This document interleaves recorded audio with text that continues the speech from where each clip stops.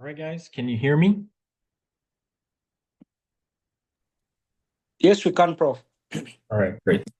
All right, so we're going to continue our discussion of reinforcement learning.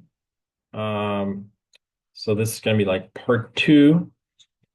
So remember, we're trying to understand the context of reinforcement learning in transfer learning, and that brings to mind reinforcement learning through human feedbacks. Okay, and so we're starting kind of at the beginning with the classic Q learning, right? So we want to understand that because that has a lot of elements that can be very useful. All right, so I'm sharing the screen. So I'm going to go back to the Jupyter notebook. All right, and in the previous part, we were going over the code for Q learning, Frozen Lake, and everything.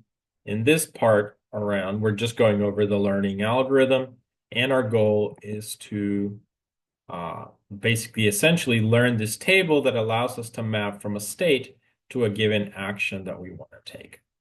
All right, so it's giving an error here in the action, and it says something, so only integers slices. All right, so let's take a look at that issue here. So it's something in the randomness, so I'm gonna run this again. So, or it's in the argmax actually. So,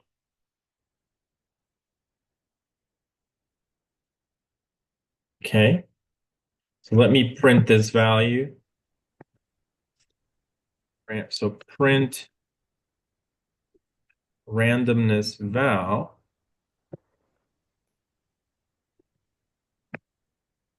Okay. Water something. If you can mute your microphones, guys. So you can see the randomness. Water something. Can you mute your microphone, please, guys? All right, so you can see here, this gives me 4 values. So I kind of feel like if you see the double brackets here, it makes me think that might be the issue. So let me do that so that I select just the item in there.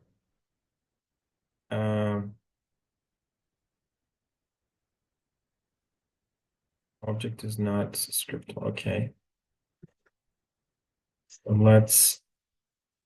and I know you guys are coming in, so let me do run, right? So this item, I should be able to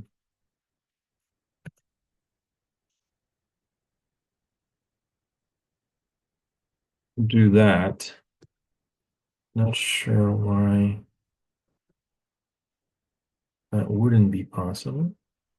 Okay, so we're able to get the vector out, which as you can see, this is the random value, right? The 4 random values that it generated from these 2 statements, and then I just print them out here.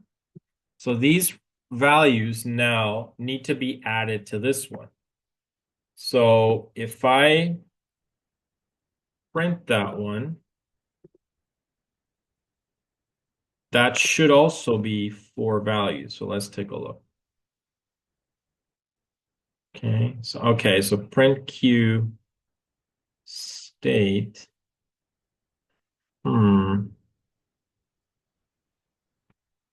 Well, so print is let me see print. Print S. Okay, there it is. So print S. It's the same issue. It's returning a dictionary, so I really just need that value, the state. So then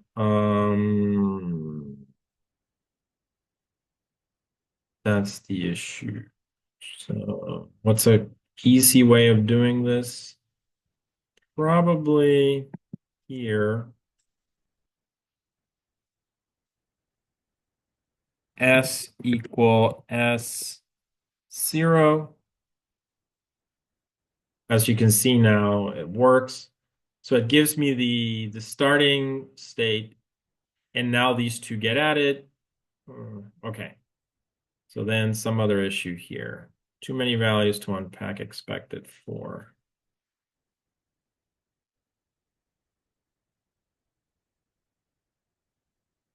Okay. So as you can see, this part, I can delete that, delete that. That gives me the state. I have the value.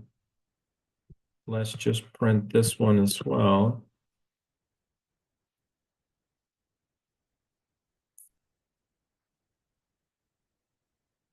This one returns 1, 2, 3, 4, 5 values, of which probably I only need the first 3. So I'm going to add that. Okay. All right. So I think that's good. So we just have to handle this carefully. So S is giving us, so as you can see, we have this vector and it's added by this vector. We select the action. The action goes into the environment, and it's going to give us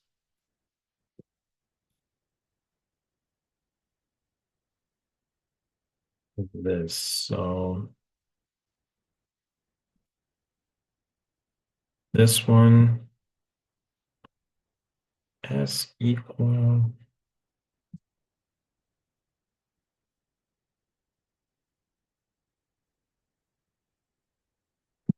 Int object is not subscripted.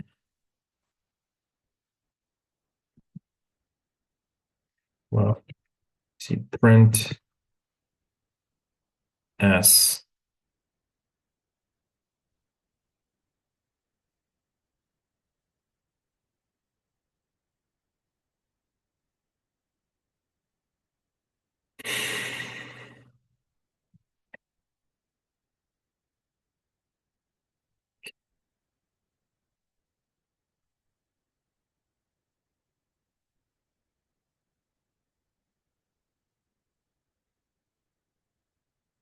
So the problem is S here. I'm trying to wrap my brain around this.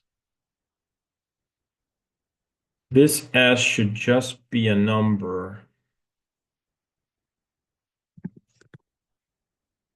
Print S.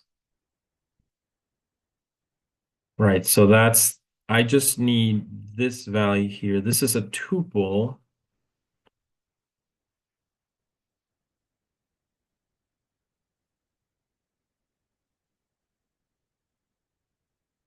So then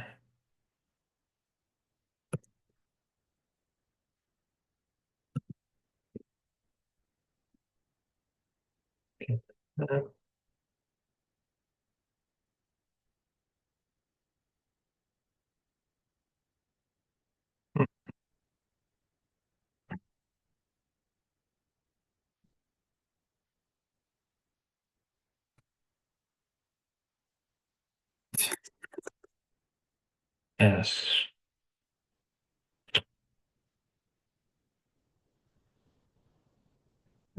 That should just be.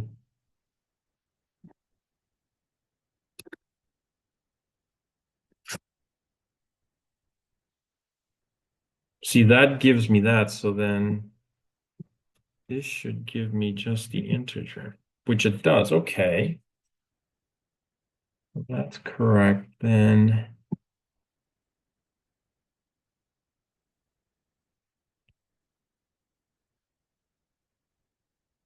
print this. If I just do that,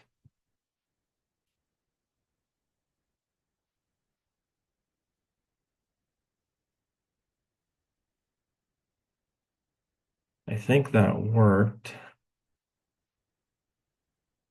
So where is the error? It's in the action here. Okay, so S0. Okay. And then the next one is here. So this should also be 0, 0.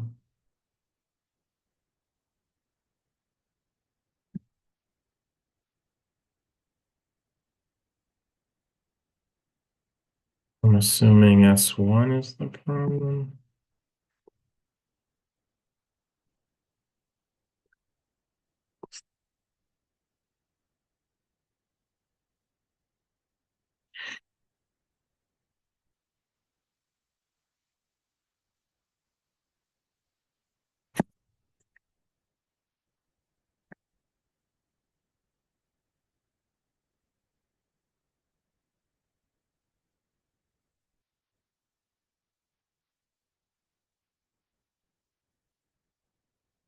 So what is S1?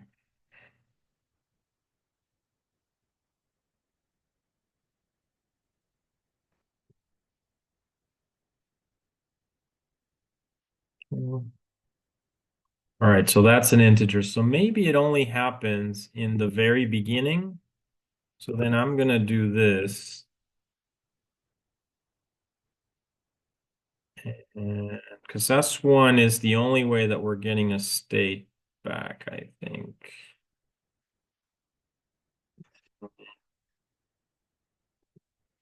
Sorry, let me try this again.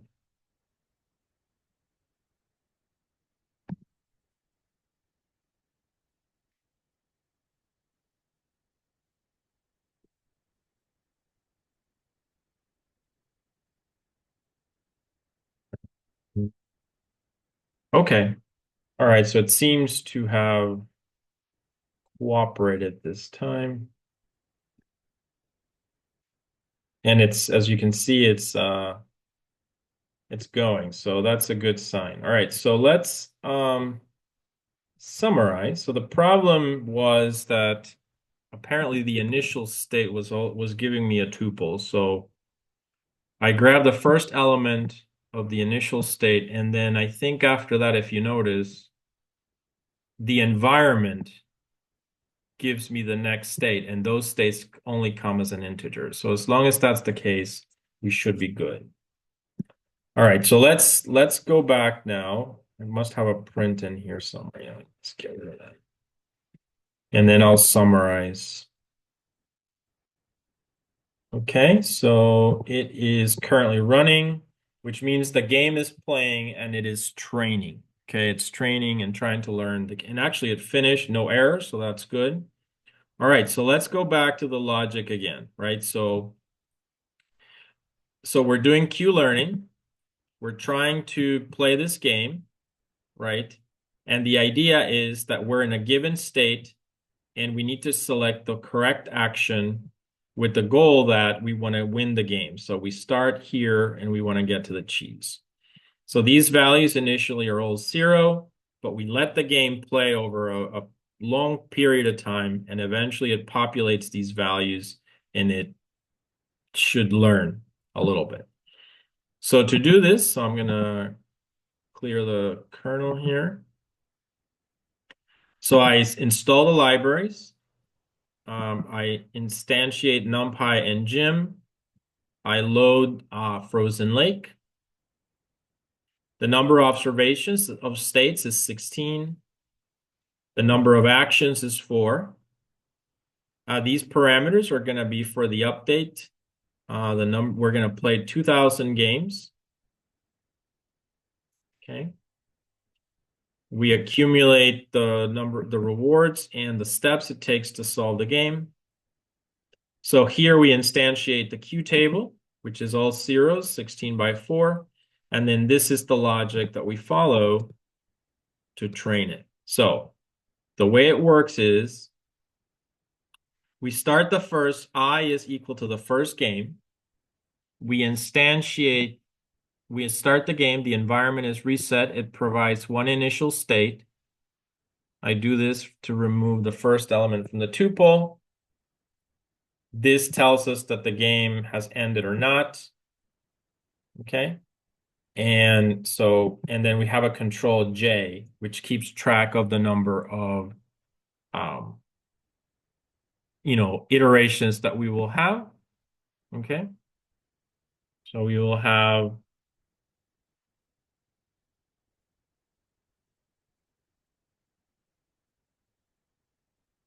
all right. So we will have, number of times that we play steps.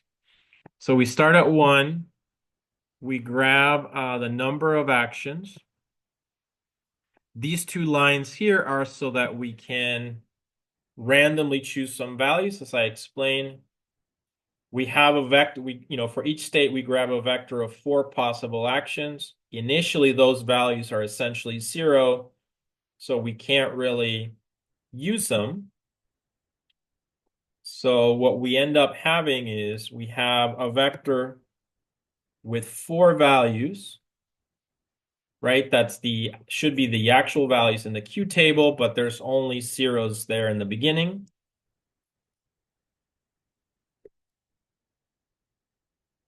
But in the first few games, we rely a lot on just randomness. So that's what this part is for. This part creates a vector of size 4, which with little values randomly assigned.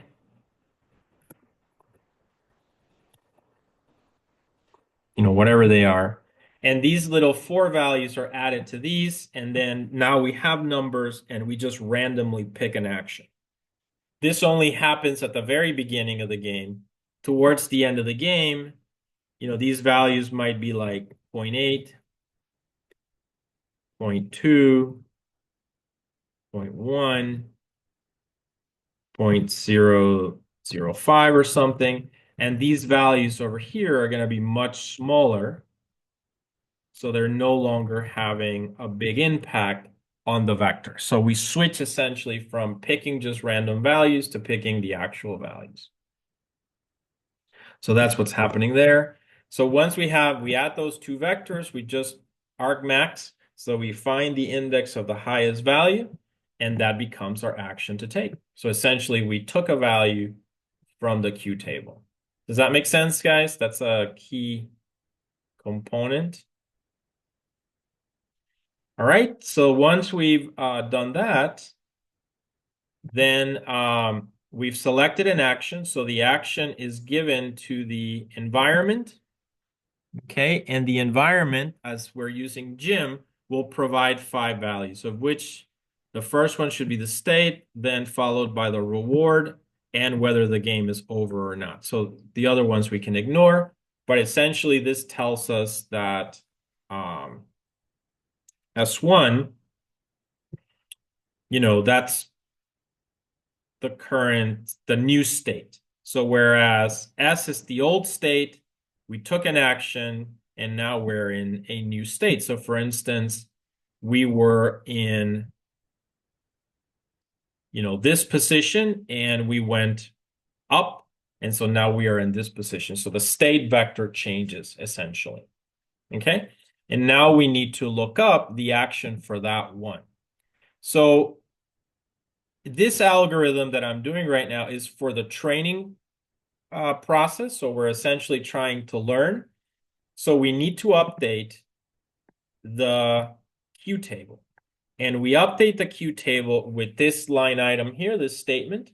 Remember that Q is the Q table that maps states to actions. Another way of thinking about it is that we have a reward in there, right? That's the reward for, so we can think of it as that. So then we can think of the update as taking that same value, the reward, and it's going to be equal here. And then we are going to add something, as we often do, to the value to modify it. And the thing that we add is the reward that we receive here. So after taking the action in the environment, we receive a reward.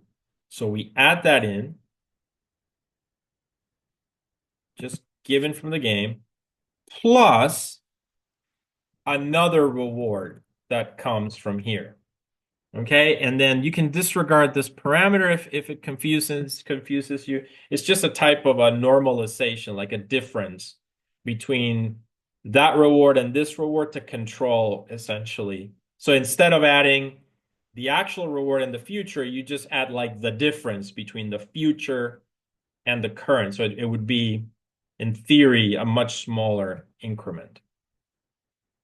So what is this one here? This is really important. So this parameter is the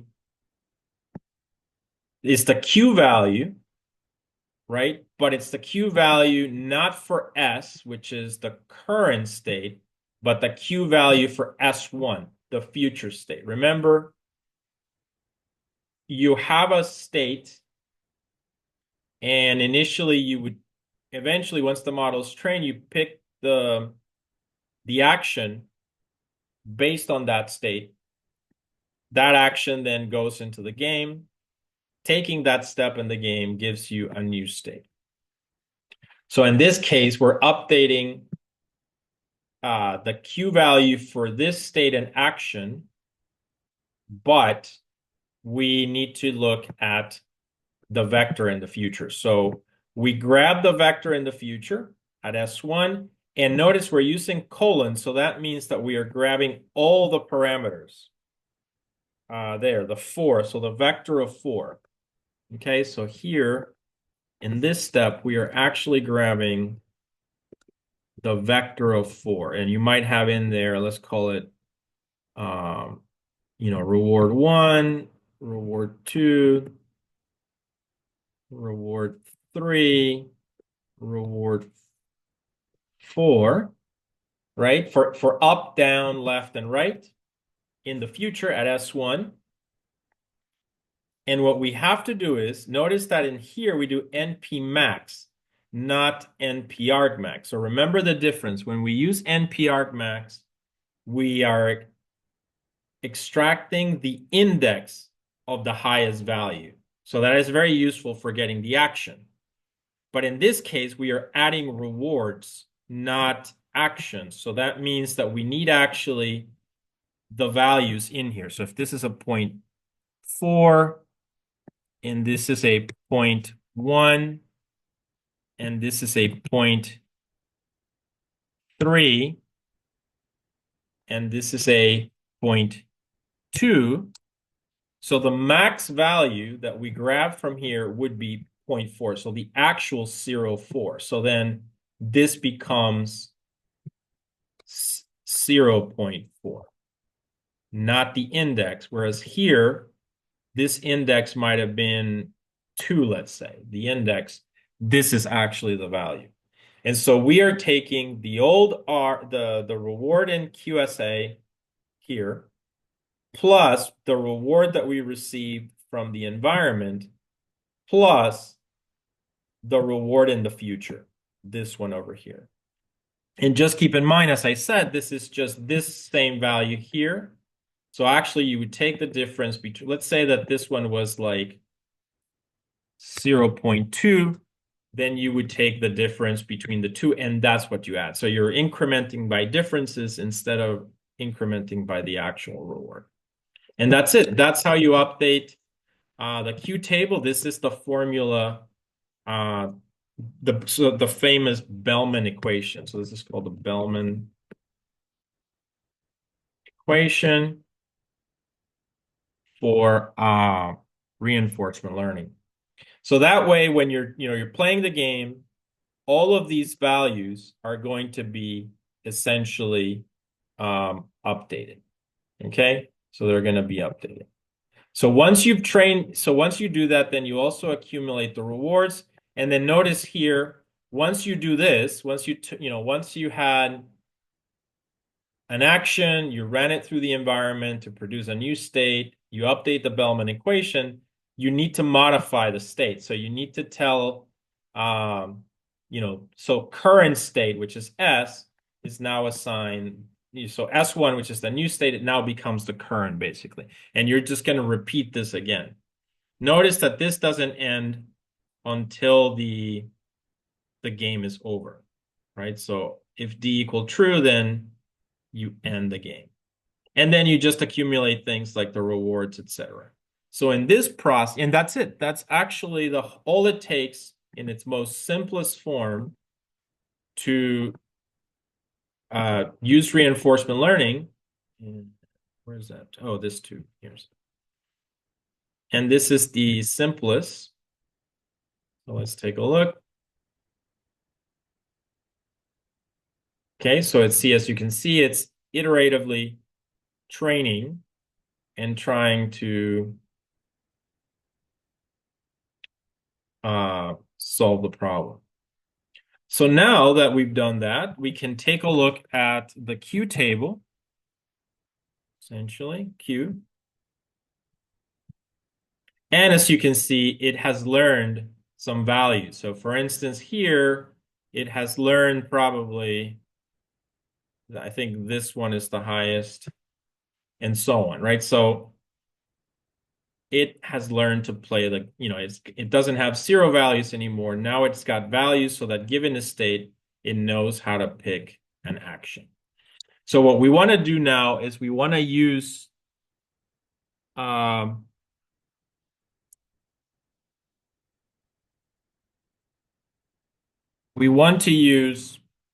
this model to play the game because it's been trained. So let's see. So how do we do that?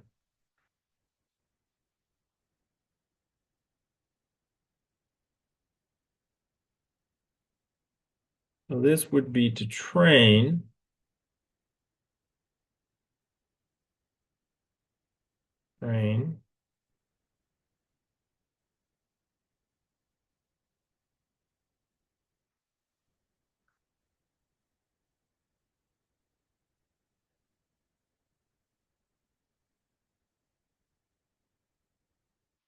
Now test train models. So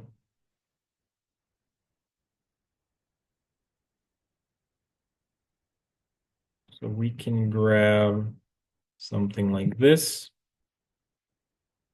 Yeah, now test train model. Control copy.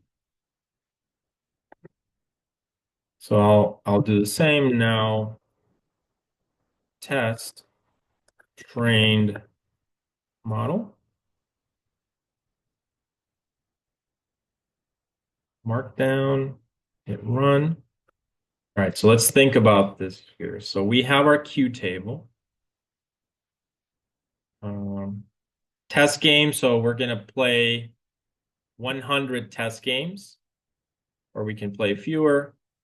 Same thing, we reset the environment reset. We grab state here. Notice that key thing here is we are not going to select values randomly. So we're going to select them from this. So we need to do something like that.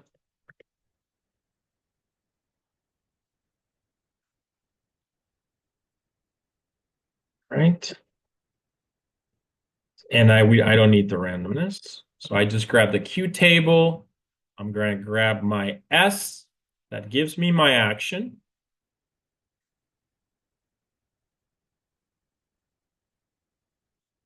Then I'm going to plug in my action into the environment. It's going to return these things. If D is equal true and R, okay, I'm not going to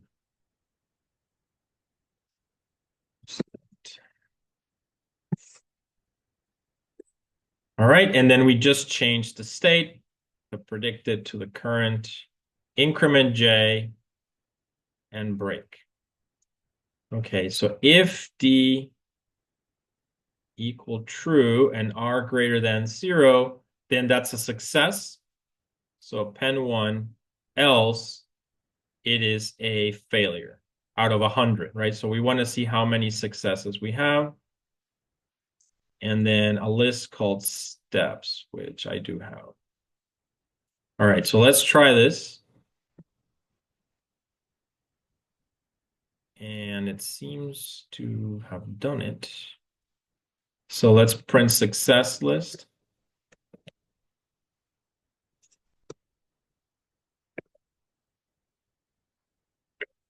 Okay. So success means 1. And 0 means failure. So there's 100 in here. What is the average?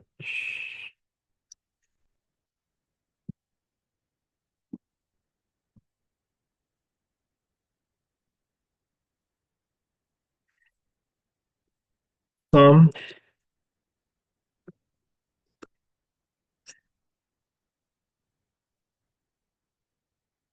What do you guys think? Does this make sense? It's a super simple and crude example, I would say, but it gets to the point of it, right? Do you guys have any questions?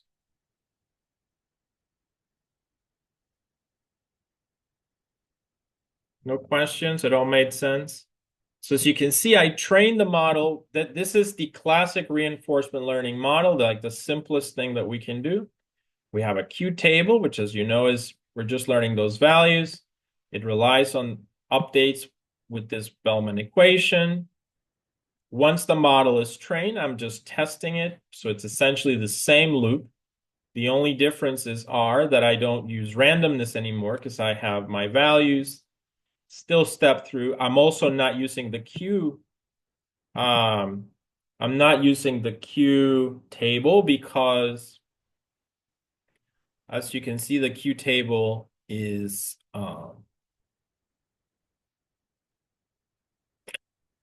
I'm not updating it because it's already trained. And so I'm just using it. So the way that we do it is we start the game, you pick the action from the Q table, fit it into the environment, get a new state, and I'm keeping track of how I win. So the way that I'm winning is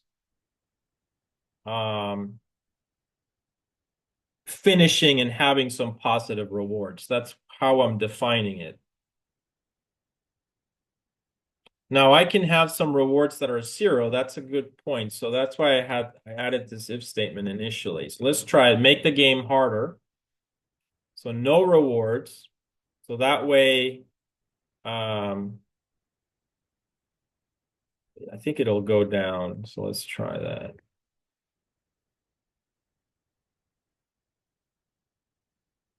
It went down to 80%. So that's not bad. But yeah, so that's kind of the idea. So you kind of measure success as having ended the game and having had some positive rewards, basically. But so I would say we succeeded in about 80% of the cases. We had 100, I think, 100 games that we played. And so it is learning the steps list. So steps list, I guess it also tells you how many steps it took to learn. So if you look to win the game, so that would be some.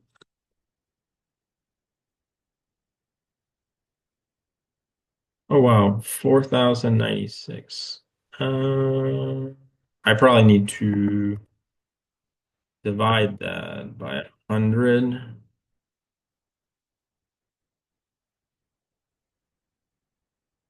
Okay, 40 steps it took. So it takes about 41 steps out of 1,000 steps. This is 1,000. So not bad. So in about 40 steps, so it has to play each game about 40 steps for it to win the game, essentially.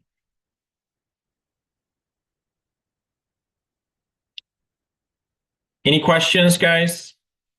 I said this is a very simple example of reinforcement learning. Any questions? No questions?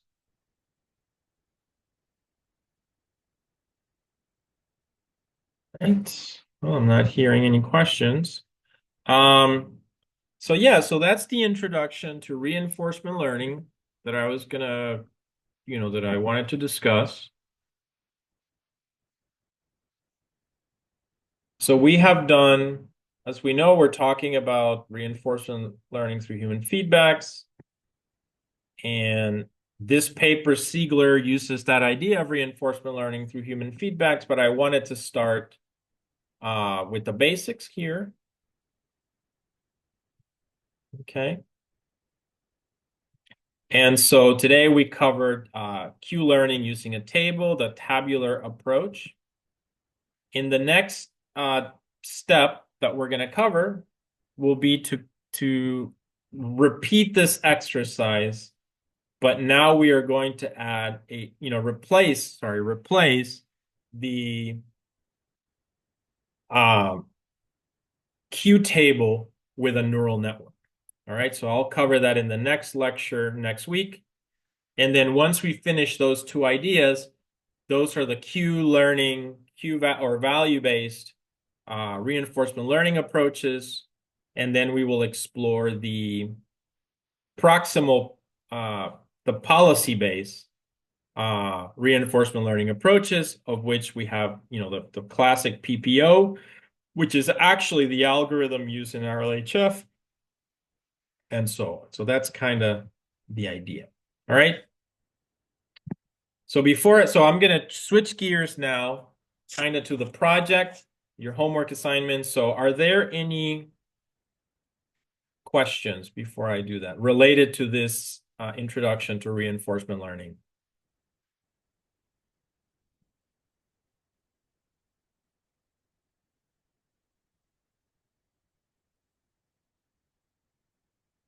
Okay, I'm not hearing any questions. All right, so since I'm going to switch gears here. Professor, Right. can you kind of briefly show us how to in the AI agents, like how to get the code? Uh, because you showed us for small AI agents and in AI agents also, like how do you get the code from OpenAI and run the code? Because I just wanted to know. Give me a sec. So I'm gonna stop this one here.